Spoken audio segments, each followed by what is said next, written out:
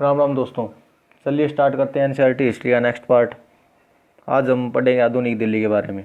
नई आधुनिक दिल्ली, इसकी शुरुआत हुई 1803 में। अंग्रेजा ने मराठियों पर ले ली। मराठियाँ किस तरह गई थी? मराठे अहमद शाह अब्दाली गला युद्ध आ रहे थे और अहमद शाह अब्दाली छोड़ के चला गया था भारत को मराठियों को देखी। जिद आखिरी में जाके मुगलान छोड़ के मराठा आई थी दिल्ली। ठीक है। 1911 में जब दिल्ली भारत की राजधानी बनी तो इसका आधुनिकरण शुरू हो गया। 1911 में 1824 में दिल्ली कॉलेज की स्थापना हुई, जिसकी शुरुआत 18वीं सदी के मदरसे के रूप में हुई थी। कॉलेज की स्थापना हुई 1830 से 1857 की अवधि के दिल्ली का पुनर्जागरण काल माना जाता है। कौन सी अवधि? 1830 से 1857 की। 1857 के बाद दिल्ली की ऐतिहासिक विरासत को अंग्रेज़ों ने रौंदा, अनेक मस्जिदों को नष्ट कर दिया, अपने हिसाब से काम करने लगे, रेलवे की स्थापना कर दी। 1870 के दशक में शाहजहानाबाद की पश्चिमी दीवारें तोड़ दी, दिल्ली कॉलेज को स्कूल बना दिया। 1877 में उसको बंद कर दिया। फिर दिल्ली में आयोजन एक को आया 1877 को। वायसराय लिंटन थे उस समय, ने रानी विक्टोरिया को भारत की मलिका घोषित किया था और उसका लिए भारत में आई थी वो, उनके लिए एक विशाल दरबार लगाया गया था। ठीक है। 12 दिसंबर 1911, ये भी इम्पोर्टेंट डेट है। 1911 को ही देश की राजधानी कलकत्ता से दिल्ली आई थी। 1911 में जॉर्ज पंचम के राज्याभिषेक के लिए दरबार का आयोजन, इसी दरबार में भारत की राजधानी कलकत्ता से दिल्ली लाने का ऐलान हुआ। इम्पोर्टेंट है कि भी कोलकाता से राजधानी ट्रांसफ़र दिल्ली कब हुई थी? 1911 में हुई थी।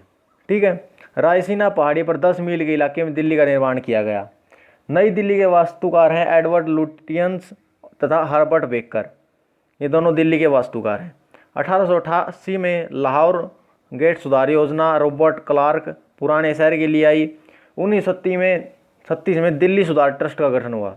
1936 में दक्षिण अफ्रीका स्थित प्रोटोरिया शहर के यूनियन बिल्डिंग की रूपरेखा भी हर्बर्ट बेकर ने तैयार की। ये थी हमारी आधुनिक दिल्ली। ये इंपॉर्टेंट थी, इसलिए मैंने आपको पहले करा दी। अब कुछ पिछले फैक्ट बच रहे हैं, मतलब जो 1857 के बाद घटित हुए थे उनको और पढ़ लेते हैं। 1857 और उसके बाद ईस्ट इंडिया कंपनी की नीतियों से राजा, जमींदार, आदिवासी तथा किसान, मतलब आर्य तबका इनने दुखी कर रखा था। नवाबों की छीनती सत्ता, मतलब इन वो करया, नवाबा ही थी उनकी सत्ता छीन ली। उनके मतलब बेटा ने बोले भाई इन मामे कौन दिया तेरे, वो मामे कब्जा करांगे। 1939 में मतलब 1849 में लॉर्ड डलहौजी ने ऐलान किया कि बहादुर शाह जफर की मृत्यु के बाद मतलब इसका बेटा राजा कौन बनाया, मतलब दिल्ली जो है मुगल से रिक्त होके ब्रिटिशर्स के अधीन हो जाएगी।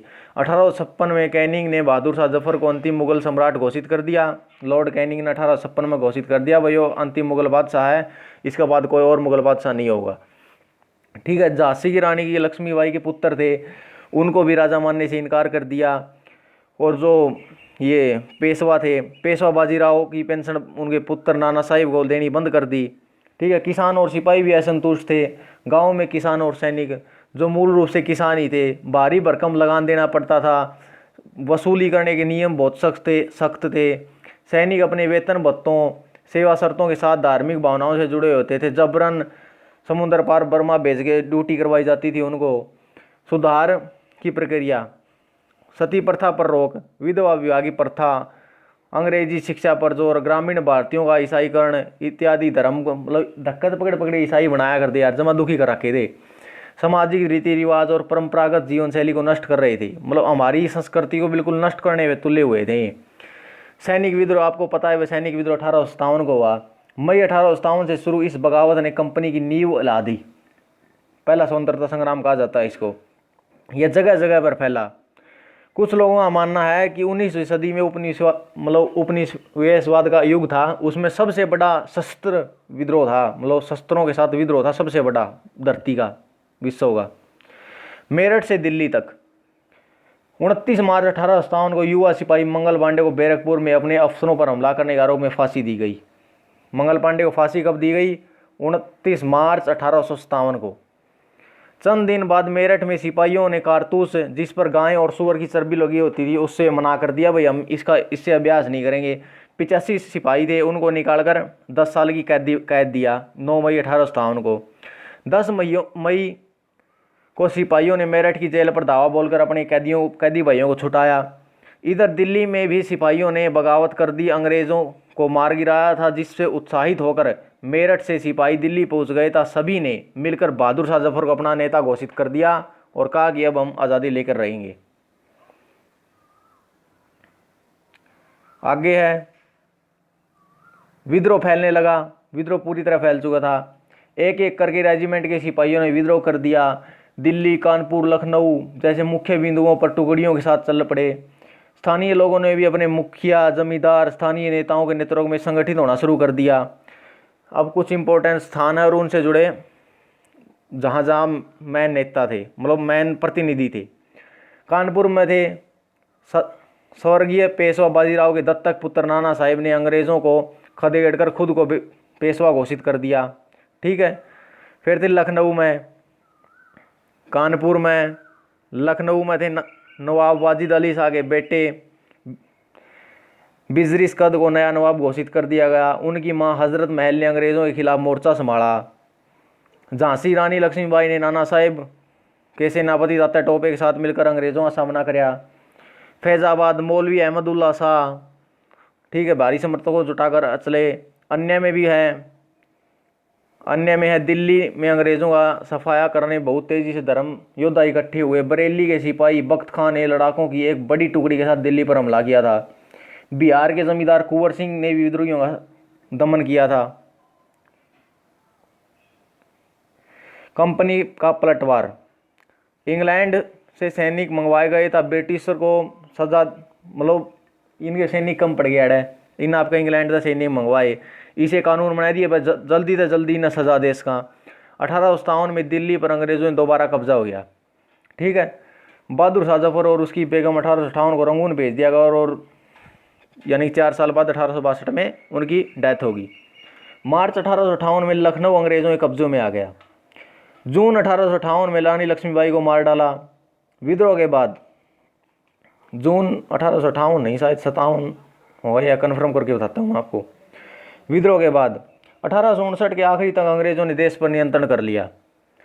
ब्रिटिश संसद ने 1858 में नया कानून पारित कर ईस्ट इंडिया कंपनी का सारा अधिकार साम्राज्य को सौंप दिया गया। ठीक है।